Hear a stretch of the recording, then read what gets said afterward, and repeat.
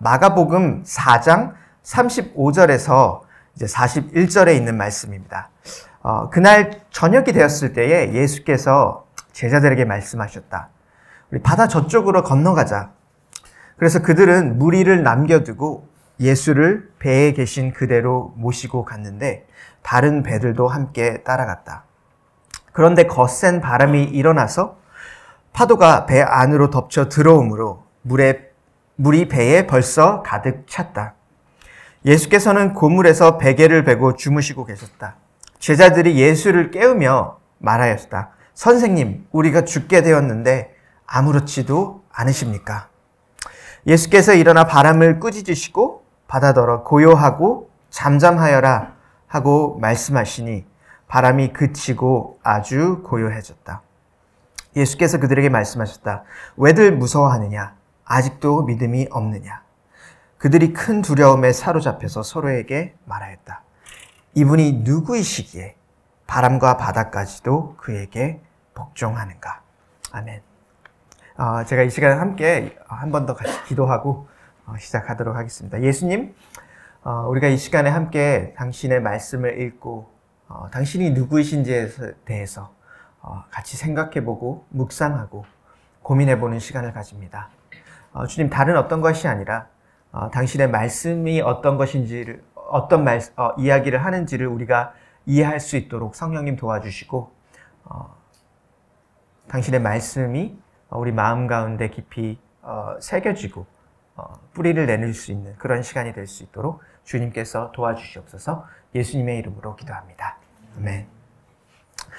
이제 여러분 그런 경우가 있었는지 모르겠어요. 이제 굉장히 오래 알고 지내던 사람, 뭐 친구일 수도 있고 가족일 수도 있고 아니면은 뭐 연인일 수도 있고 오래 알고 지내던 사람의 어떤 새로운 면을 이렇게 발견하게 되는 그런 이벤트나 아니면 그런 상황들에 놓여 있는 경우가 우리가 있을 때가 있는 것 같아요.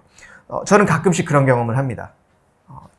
굉장히 오랫동안 알고 있던 사람과 같이 이야기를 하던 중이든지 아니면은 그 사람이 어떤 행동을 하는 거를 보면서 아니, 이 사람이 이런 사람이었나?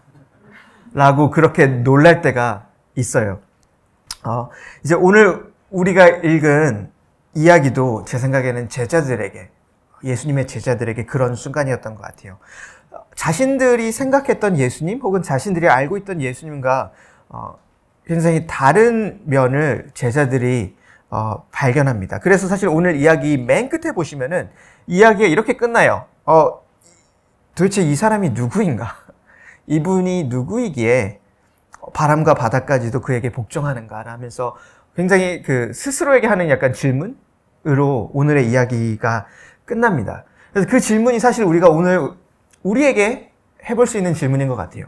예수님이 도대체 누구이신가? 예수님이 도대체 누구이신가라는 질문을 우리가 같이 해보면서 오늘 말씀을 같이 보면 좋을 것 같습니다. 오늘 이야기는 그렇게 어려운 이야기는 아니에요. 어려운 이야기는 아니고 같이 바다에서 배를 타고 나갔는데 폭풍이 쳐가지고 제자들이 너무 무서워서 벌벌 떨다가 예수님한테 요청을 하니까 예수님이 이 바다와 그 풍랑을 잠잠하게 하신 그런 이야기입니다. 근데 오늘 이야기에서 가장 저희가 볼 수 있는 것 중에 한 가지는 예수님이 세상의 주인이시다라는 메시지입니다. 예수님께서는 어떤 작은 시골 마을의 주인이 아니라 혹은 어떤 한 나라의 주인이 아니라 모든 세상의 주인이고 우리가 살고 있는 온 창조 세계, 이 세상의 주인이라는 것, 예수님께서 이 세상의 주인이라는 것을 오늘 이야기가 이야기가 주고 있는 핵심 메시지 중에 한 가지인 것 같아요. 왜냐하면 오늘 읽었던 메시지 중에 가장 눈에 띄는 거는 결국은 39절인데 39절에 이렇게 나와 있어요. 예수님께서 일어나서 바람을 꾸짖으시고 바다에게 고요하고 잠잠하라 라고 말씀하시고 그 이후에 바람이 그치고 바다가 고요해지는 것. 39절이 오늘 이야기를 읽으면서 가장 눈에 띄는 것 중에 하나인 것 같습니다. 근데 가장 눈에 띄면서 동시에 어떻게 보면은 가장 받아들이기 어려운 사실 중에 하나인 것 같습니다. 오늘 이야기에서 이 배에 같이 타고 있던 사람들이 어떤 사람들이냐면요. 이 당시에 예수님과 가장 가까이 지내던 사람들입니다. 예수님의 제자들이죠. 예수님과 가장 가까이 지내던 사람들이고, 지난주 우리가 이야기 들었던 것처럼 예수님께서 어떤 중풍병자를 정말 몸이 마비가 돼서 움직이지 못하는 사람을 일으켜 세우셔서 다시 걷게 하실 때에 그것을 가장 옆에서 실제로 일어나는 것을 옆에서 봤던 사람들이에요. 그리고 그 지난주에, 그 전주에 우리가 들었던 이야기를 보면은 그 나병 환자, 정말 그 전염병이 있어서 아무도 만질 수 없었던 그 환자를 예수님께서 만지시고 그 환자를 깨끗게 하시고 새롭게 하셨던 그런 일이 일어났을 때 그런 예수님께서 하시는 일들을 가장 옆에서 바로 눈앞에서 보았던 사람들이고 누구보다도 예수님과 가장 시간을 같이 보내고 함께 생활을 하고 예수님과 같이 여러 가지를 많이 했던 사람들입니다. 근데 그럼에도 불구하고 오늘 바람과 이제 파도를 그치시는 예수님의 모습을 볼 때 이 사람들이 이런 질문을 해요. 도대체 이 사람이 누구냐? 라는 질문을 스스로에게 합니다. 여러 가지 이유가 있을 것 같아요. 제가 두 가지 이유를 저희가 한번 생각해 볼 수 있는 것 같은데, 첫 번째는 이제 제자들을 포함해서 이 고대의 사람들이죠. 2000년 전의 사람들이에요. 굉장히 옛날입니다. 2000년 전이면은 굉장히 옛날에 있던 이 사람들에게는 이 일이 굉장히 납득하기 어려운 일이었어요. 왜냐하면은 어떤 자연을 움직인다는 것, 자연에게 어떤 명령을 한다는 것은 그 당시 사람들에게는 신에게 속한 영역이었기 때문이에요. 성경에 이제 유명한 다른 이야기 하나가 있는데, 그 선지자 요나의 이야기가 있어요. 이 이야기에도 보면은, 그 요나가 배를 타고 같은 사람들이랑 가다가 풍랑을 만나요. 이런 폭풍을 만날 때 그 이야기를 보면은 그 선원들이, 이제 자기 자신의 여러 신들에게 울부짖는 장면이 나옵니다. 나를 살려달라고. 그러면서 이 자고 있던 요나를 깨우면서 요나한테 그런 말을 해요. 너의 신에게도 빨리 너가 부르짖어라. 너의 신한테도 너가 빨리 기도를 해서 이 풍랑이 그치도록 기도를 하라고 하는 그런 장면이 나와요. 그래서 고대 사람들에게는 그 사람들이 가지고 있던 세계관에는 어떤 자연이라는 것은 오직 그 신만이 컨트롤할 수 있는 것이었습니다. 그렇기 때문에 제자들이 오늘 예수님께서 어떤 이 자연에게, 이 바람과 바다에게 명령을 하시고 그 바람과 바다가 바뀌는 것을 목격을 하면서 제자들이 보기에는 예수님께서 어떤 신적인 존재, 하나님만이 할 수 있는 일을 행한 것이기 때문에 이 사람들에게는 이거를 굉장히 받아들이기 어려운 사실이었던 것 같아요. 물론 그 전에 어떤 병을 치유하는 예수님의 모습을 보았죠.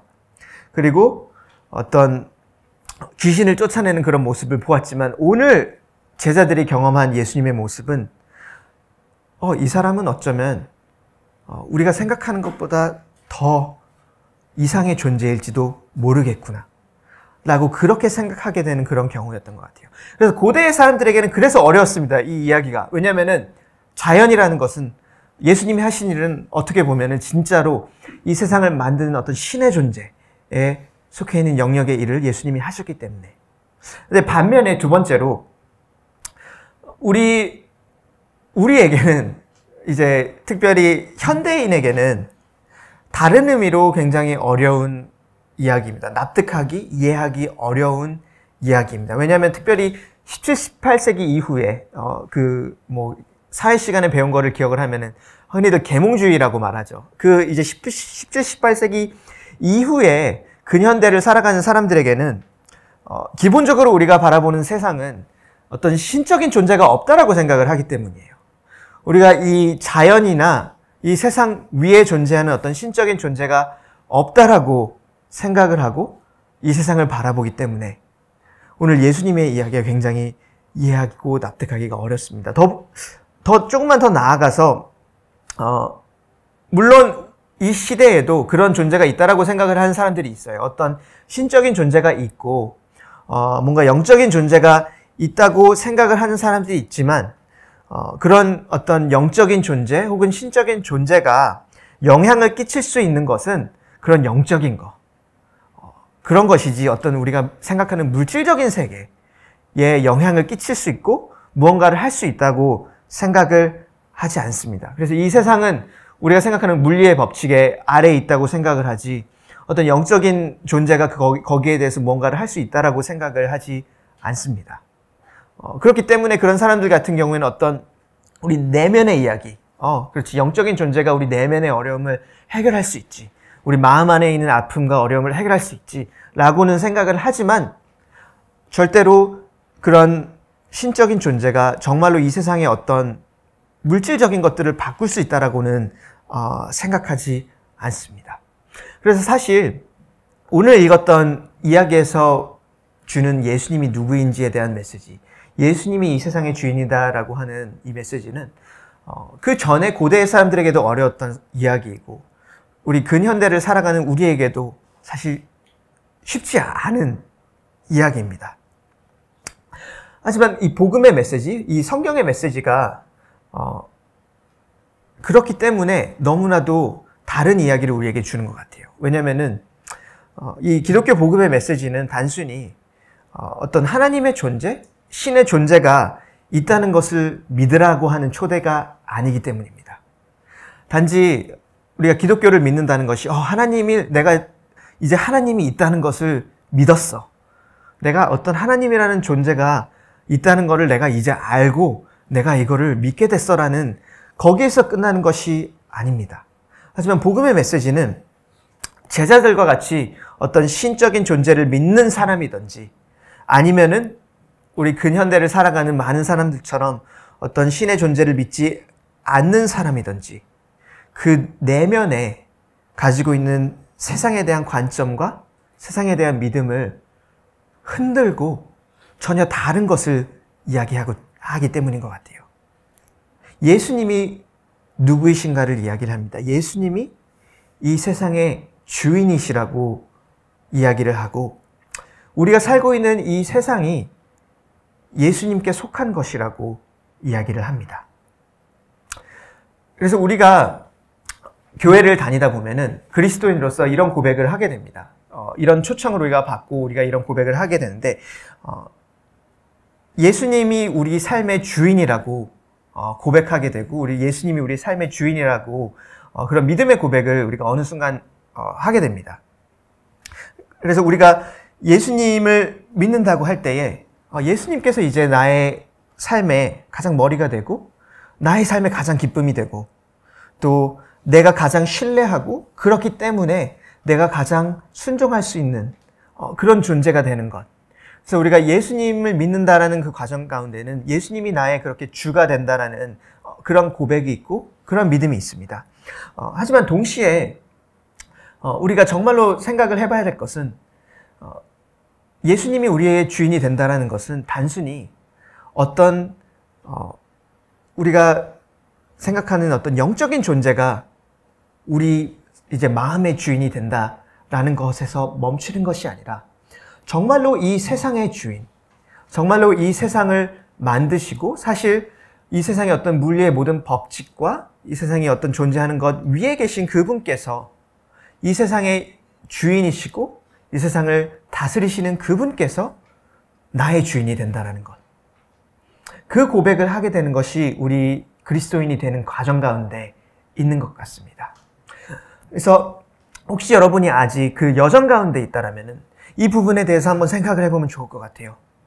정말로 성경이 말하는 예수님이 어떤 분이신지 그리고 그 예수님이 정말로 나의 가장 기쁨, 나의 삶에서 가장 중요한 분이 되는 것이 어떤 의미인지를 생각해 보는 것이 우리의 그 믿음을 그 기독교의 복음의 메시지를 알아가는 과정 중에서 너무나도 중요한 부분 중에 한 가지인 것 같습니다. 그리고 동시에 그리스도인들에게는 우리가 계속해서 그것들을 기억을 해야 될 것 같아요. 왜냐하면 계속해서 우리는 어떤 예수님이라든지 이 복음의 메시지를 우리 내면의 문제, 어떤 영적인 것에 우리가 국한되게 생각을 할 때가 너무나도 많이 있는 것 같습니다.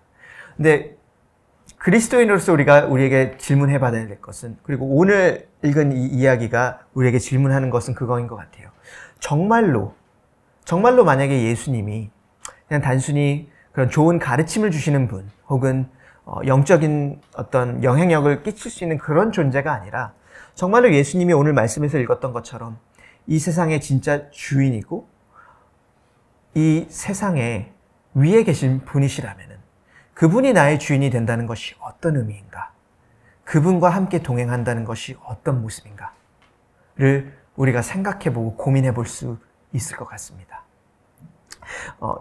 그래서 첫 번째 우리가 오늘 말씀에서 들었던 메시지는 예수님이 세상의 주인이시라는 것입니다. 그리고 두 번째는 우리가 조금 더 생각을 해볼 것은, 예수님께서 사실 이 폭풍 가운데 제자들과 함께 하십니다. 이 주인이신 예수님께서 폭풍 가운데 제자들과 함께 하시는 것을 우리가 읽게 됩니다. 그래서 그것을 우리가 한번 같이 보려고 합니다.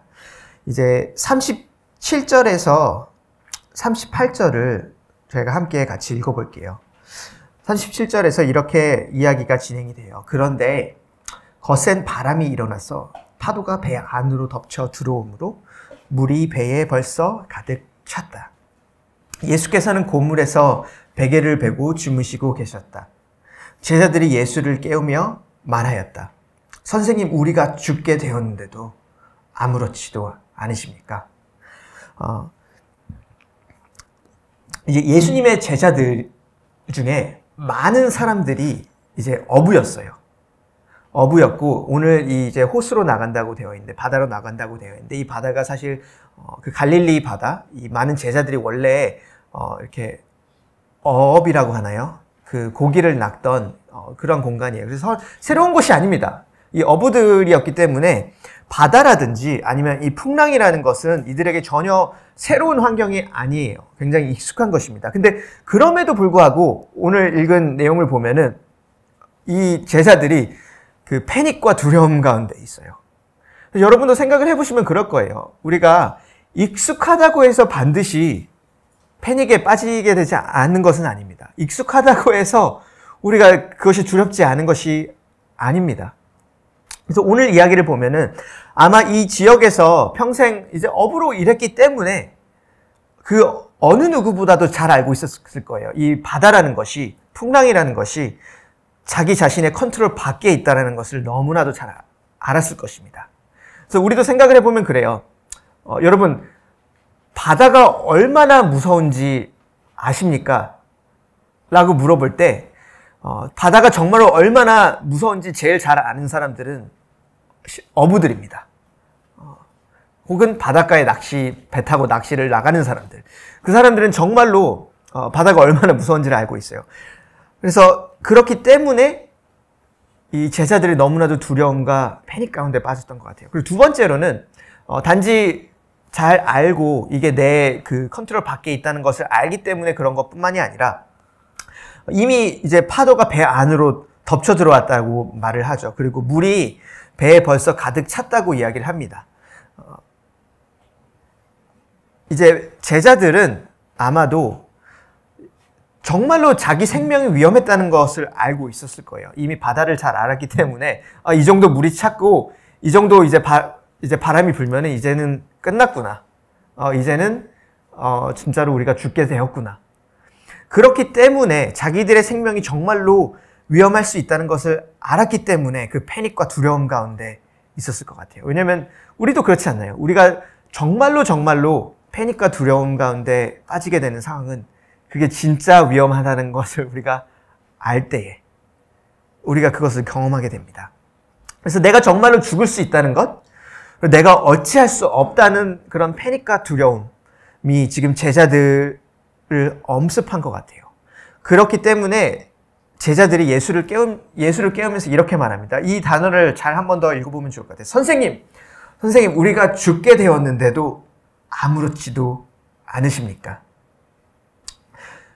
굉장히 재밌습니다. 이 단어가. 왜냐면은 이 같은 이야기가 여러분 찾아보실 수 있어요. 마태복음에 에도 나와 있고 누가복음에도 같은 이야기가 적혀 있습니다. 마태복음 8장, 누가복음 8장에 같은 내용을 이제 적는데 이 복음서들이 각자 같은 내용의 이야기를 적으면서 각자 자기가 이렇게 전하고자 하는 그런 관점과 하이라이트를 하고 싶은 부분들 조금씩 다르게 이야기를 해요. 그래서 오늘 읽었던 우리 마가복음에는 선생님 우리가 죽게 되었는데도 아무렇지도 않으십니까? 라고 적혀 있잖아요. 이 같은 그 말을 이제 마태복음에서는 그냥 이렇게 적어요. 주여 구원하소서 우리가 죽겠나이다. 누가복음에서는 이렇게 적어요. 주여 주여 우리가 죽겠나이다. 그래서 그 세 가지를 한번 잘 생각을 해보세요. 마가복음에서는 예수님 우리가 죽게 되었는데 아무렇지도 않으십니까? 라고 이야기를 하고 다른 두 복음서에서는 그냥 예수님 우리가 죽겠습니다.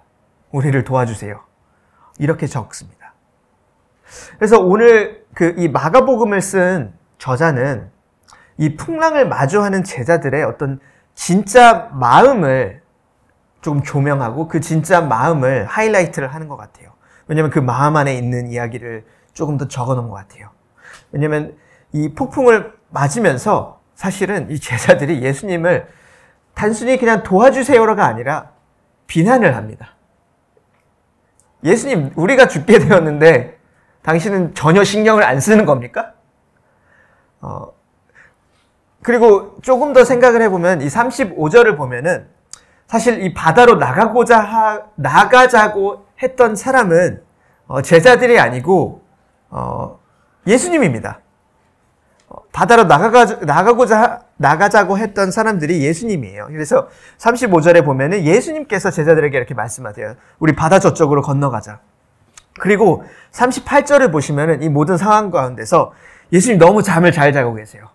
38절에 보시면 예수께서는 고물에서 베개를 베고 주무시고 계셨다. 마가복음 전체에서 예수님이 잠을 자고 있는 이야기는 여기밖에 안 나옵니다. 그래서 저는 어떻게 보면 예수님이 아니라 제자들의 마음이 너무나도 이해가 됩니다. 왜냐면은, 예수님이 나가자고 했지. 예수님이 데리고 간 거예요. 그래서 제자들은 따라간 겁니다. 근데 엄청난 폭풍이 왔는데 예수님은 그냥 잠을 너무 잘 자고 계세요. 그래서 어떻게 보면은 이 제자들의 반응이 저의 반응일 때가 너무 많이인 것 같아요. 우리가 삶의 폭풍을 만날 때, 삶에서 어떤 이런 풍랑을 만날 때 이렇게 반응할 때가 많지 않나요? 우리가 어떤 삶의 고난이라든지 내가 컨트롤할 수 없는 상황과 혹은 나의 생명 위협 혹은 나의 가진 것이 위협받는 상황을 마주할 때 그런 패닉과 두려움을 마주할 때에 특별히 그것이 어떤 하나님을 내가 따라 살려고 내가 하나님께 열심히 살려고 하다가 보니까 그런 것들을 마주하게 될 때에 내가 하나님을 따라서 최선을 다하려고 했는데 그 결과로 뭔가 힘든 상황을 마주할 때에 우리 마음 안에서 이런 일들이 일어날 때가 많이 있는 것 같아요. 하나님, 내가 죽게 되었는데 아무렇지도 않습니까? 예수님, 내가 당신을 따라 살려고 하다가 당신 말씀을 들으려고 하다가 보니까 지금 내가 죽게 생겼어요. 예수님, 당신은 나를 신경 쓰지 않으시는 겁니까? 아무렇지도 않은 겁니까? 그래서 이 제자들이 예수님께 다가가는 모습에서 우리가 우리 삶의 풍랑을 만날 때 우리가 하나님께 반응하는 모습을 보게 되는 것 같아요. 그래서 예수님께서 이 제자들에게 어떻게 응답하신지를 한번 같이 보면 좋을 것 같습니다. 40절에 보면은 예수님께서 이렇게 말씀하세요. 왜들 무서워하느냐? 아직도 믿음이 없느냐라고 이야기를 하는데 예수님이 너 왜 믿음이 없어라고 혼내시는 것이지는 않은 것 같아요. 자세히 우리가 보면은 예수님께서 정말로 말씀하시는 것은 이 폭풍 때문에 제자들 마음 안에 있었던 것이 진짜 어떤 것이 있었는지가 드러나게 되었고 그냥 그것을 그들에게 알려주시는 것 같습니다. 왜냐하면 이 폭풍 때문에 제자들이 정말로 마음 안에 있었던 것, 정말로 믿고 있었던 것이 드러나게 되었어요. 그리고 그 드러난 모습이 그것입니다.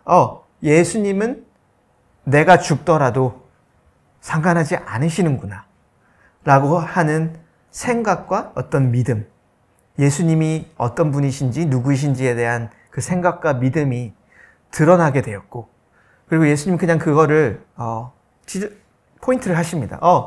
너 마음 안에 있던 진짜 나에 대해서 어떻게 생각하는지가 드러났고, 너 안에 있던 정말로 어떻게 보면 나를 신뢰하지 못했던, 나를 믿지 못하는 것, 믿음이 없는 것이 드러났구나. 그렇기 때문에 왜 무서워하느냐고, 왜 아직도 믿음이 없느냐, 그런 것을 예수님께서 그렇게 응답을 하시는 것 같아요.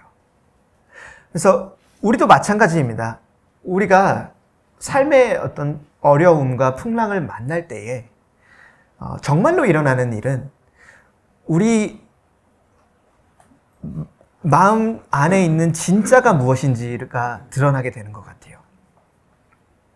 제자들을 보면은 여태까지 4장까지 이야기를 보면은 굉장히 잘 되어가고 있는 것처럼 보였어요. 특별히 4장 우리가 읽었던 이야기를 보면은 예수님이 이 12제자를 특별히 부르세요. 부르시고 제자로 부르시고 어떤 여러 가지 가르치심을 하면서 특별히 이 제자들에게는 더 많은 시간을 보내고 자기의 비유로 가르쳤던 것이 어떤 이야기인지를 더 가르쳐 주시고, 그래서 굉장히 잘 되는 것처럼 보이다가 오늘 4장에 이 풍랑을 만날 때 이 제자들의 진짜 마음 안에 있는 것이 드러납니다. 예수님이 정말로 누구이신지 아직 이해하지 못하는 모습, 그리고 예수님을 신뢰하지 못하는 모습. 그래서 우리 삶에서도 여러분, 우리가 그런 풍랑을 경험할 때에 정말 우리가 갖고 있는 믿음이 무엇인지가 드러나게 됩니다. 우리가 정말로 예수님을 어떻게 생각하는지가 드러나게 되고 그것을 알게 되고, 그렇기 때문에 삶의 풍랑이 어떤 면에서는 좋은 것일 수도 있는 것 같아요. 왜냐하면 우리가 삶이 괜찮을 때는 절대로 알 수 없었던 진짜 마음 안에 있는 것을 우리가 알게 되고 우리가 그것을 경험하게 되고, 그렇기 때문에 우리가 그것을 다시 예수님께 가지고 나아가서 예수님 도와주세요 라고 말할 수 있기 때문에. 그리고 어려운 말이지만 여러분, 우리가 삶에서 폭풍을 맞이할 것입니다. 풍랑을 우리가 계속해서 마주할 것이에요. 어떤 분들에게는 지금 이 시즌이 그런 시즌일 수도 있어요. 오늘이 그런 날일 수도 있어요. 오늘 아침에 무슨 일이 있었을지는 모르겠지만 오늘 어떤 한 차례 어떤 폭풍을 마주하고 이 자리에 나오신 분이 있을 수도 있어요. 혹은 이번 한 주간에 정말로 그런 풍랑 같은 삶의 어려움을 마주하고 나오셨을 수도 있습니다. 왜냐하면 예수님을 믿는다라는 것, 그리고 어떤 하나님을 믿는다라는 것은 절대로 우리가 예수님을 믿기 때문에 이제 내 삶이 평탄해진다 라는 메시지가 아니기 때문입니다. 예수님을 믿는다라는 메시지는 이제 예수님을 믿으면은 삶의 모든 것이 잘 풀릴게요 라고 누군가가 말한다면은 여러분, 그것은 가짜 기독교이고 가짜 복음입니다. 왜냐하면 우리는 삶에서 계속해서 풍랑을 맞이할 거예요. 우리가 이 깨어진 세상, 이 죄 가운데 있는 세상을 살아가는 동안에는 계속해서 그 우리의 삶을 어렵게 하는 것들, 고난과 혹은 어려움들을 우리가 맞이할 거예요. 그리고 조금 더 나아가서 여러분, 환경에 따라서는 여러분이 기독교인이기 때문에, 예수님을 믿기 때문에 사실 다른 사람들보다 더 그런 어떤 고난과 고통을 감수해야 할 상황이 있을 수도 있습니다. 이제 오늘 읽었던 그런 마가복음 이 책을 맨 처음 읽었던 사람들이 그런 상황 속에 있었어요. 이제 마가복음 같은 경우에는 1세기에 그런 교회 공동체에게 예수님이 누구인지 가르치기 위해 쓰여진 성경의 말씀인데, 그때 당시에도 생각을 해보면은 그 로마의 어떤 로마의 제국 아래서 기독교인이라는 사실 하나 때문에 사실 굉장히 큰 핍박을 받고 고난을 받고 죽임을 받아야 했던 그런 상황 가운데 있던 교회 공동체가 처음 이 마가복음을 같이 읽고 고민하고 생각을 했었습니다. 그 사람들도 같은 질문을 했었을 거예요. 예수님, 우리가 이렇게 죽게 생겼는데 정말로 당신이 우리를 사랑하십니까? 정말로 당신이 우리를 신경 쓰시는 겁니까? 그래서 여러분에게 권면드리고 싶은 것은, 여러분, 그 복음의 메시지는 우리가 예수님을 믿기 때문에 우리의 삶이 괜찮아질 거라, 평탄할 거라는 메시지는 아니지만, 복음의 메시지는 우리가 예수님 안에서 그분을 신뢰할 때에 그분께서 정말로 우리와 함께 하신다는 메시지입니다. 오늘 제자들이 예수님한테 예수님은 우리를 신경 쓰시나요? 라고 물어봤을 때 예수님께서 응답을 하세요. 제자들에게 응답을 하시고 말씀을 하시고 거기에 함께 계십니다. 그리고 예수님께서는 그 누구보다도 정말로 그 폭풍 가운데, 풍랑 가운데를 지나간다는 것이 어떤 의미인지, 어떤 아픔인지를 아시는 분이십니다. 왜냐하면 그분께서 그럴 필요가 없으셨지만 당신의 사람들을 구원하시기 위해서 그 어떤 십자가라는 처형의 형벌을 받기 위해서 가시고 그 과정 가운데 너무나도 큰 모욕과 너무나도 큰 고통과 너무나도 큰 아픔을 경험하셨고, 그리고 종국에는 그 죽음까지도 경험을 하시고, 그래서 그분께서도 그 폭풍 가운데, 풍랑 가운데를 지나간다는 것이 어떤 의미인지를 아시고 아시는 분이십니다. 그래서 우리가 우리 삶의 풍랑과 우리 삶의 고난과 아픔을 경험할 때에, 그리고 그 고난과 풍랑 가운데 예수님한테 우리가 나아가서 솔직해도 돼요. 예수님 정말 나를 신경 쓰시나요? 예수님이 응답하실 거예요. 그리고 우리가 그것을 경험할 때에 우리가 정말로 경험하게 되는 것은, 고난 가운데, 풍랑 가운데 우리가 경험하게 되는 것은 예수님과의 친밀함, 예수님을 우리가 더욱더 알아가고 그분과 친밀함을 경험하게 되는 것입니다. 그래서 여러분, 혹시라도 이번 한 주, 오는 한 주에 여러분이 그런 풍랑과 어려움을 마주하게 된다면 권면을 드리고 싶은 것은 정말로 예수님께 솔직하게 이야기를 해보셔도 괜찮습니다. 예수님 정말로 나를 신경을 쓰시나요? 나를 도와주실 수 있나요? 그리고 그 과정 가운데에 정말로 우리와 함께 하시는 예수님을 경험하고 그 친밀함 가운데 나아갈 수 있었으면 좋겠습니다.